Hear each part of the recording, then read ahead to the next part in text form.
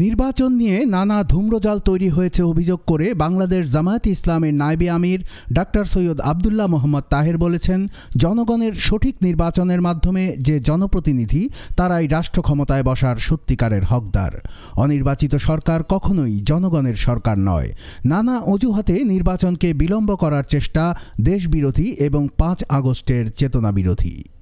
৫ ফেব্রুয়ারি বুধবার কুমিল্লার town hall মিলনায়তনে দ্বিতীয় স্বাধীনতায় শহীদ যারা শীর্ষক স্মারক গ্রন্থের মোড়ক উন্মোচন অনুষ্ঠানে প্রধান অতিথির বক্তব্যে তিনি এসব কথা বলেন। জাতীয় প্রেস ক্লাব থেকে এই স্মারক গ্রন্থের মোড়ক উন্মোচন করেন জামায়াতে ইসলামীর আমির ডাক্তার শফিকুর রহমান। জনগণের সঠিক নির্বাচনের মাধ্যমে যে প্রতিনিধি তারাই রাষ্ট্র পরিচালনার সত্যিকার হকদার এবং সেই ব্যবস্থা গ্রহণ করতে হবে।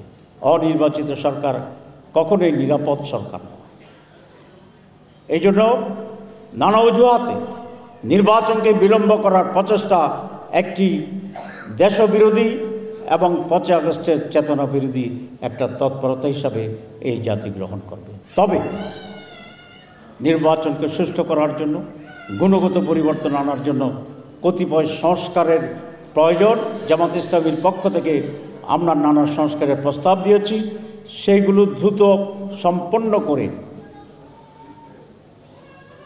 ন্যায়ের যতটুকু সময় প্রয়োজন এর ভিতরেই একটি সুষ্ঠু নির্বাচন দিতে হবে।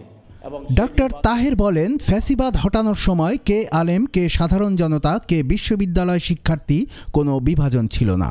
সেই যুদ্ধে একটি সিদ্ধান্ত ছিল আধিপত্যবাদী হাসিনাকে হটাতে হবে। ডাক্তার তাহের আরও বলেন, যারা শহীদ হয়েছে তাদের পরিবার ও যারা আহত হয়েছে তাদেরকে পুনর্বাসনের দায়িত্ব সরকারকে নিতে হবে।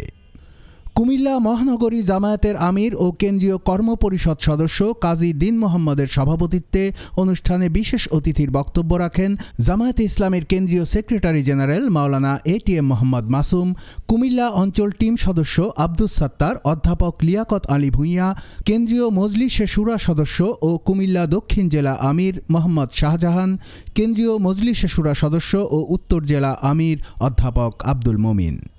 কুমিল্লা মহানগরী জামায়াতের সেক্রেটারি মাহবুবুর রহমান ও সহকারী সেক্রেটারি কামরুজ্জামান সোহেলের সঞ্চালনায় অনুষ্ঠানে বিশিষ্ট ব্যক্তিবর্গের মধ্যে বক্তব্য রাখেন ইবনে তাইমিয়া স্কুল অ্যান্ড কলেজের অধ্যক্ষ শফিকুল আলম হেলাল, বিশিষ্ট ব্যবসায়ী হাজী নুরুদ্দিন আহমেদ, বৈষম্য বিরোধী ছাত্র আন্দোলন কুমিল্লা জেলার যুগ্ম আহ্বায়ক আবু রায়হান, আল আমিন হোসাইন, মহানগর জামায়াতের নায়েবে আমির অধ্যাপক AKM এমদাদুল হক মামুন, মহানগর জামায়াতের সহকারী সেক্রেটারি মোশাররফ হোসেন। এ সময় কুমিল্লা মহানগর বৈষম্য বিরোধী ছাত্র নেতৃবৃন্দ, বিভিন্ন উপজেলা থেকে আগত জামায়াতে ইসলামী, খেলাফত মজলিস, ইসলামী আন্দোলন সহ বিভিন্ন সংগঠনের নেতৃবৃন্দ উপস্থিত ছিলেন। কুমিল্লার কাগজ নিউজ ডেস্ক।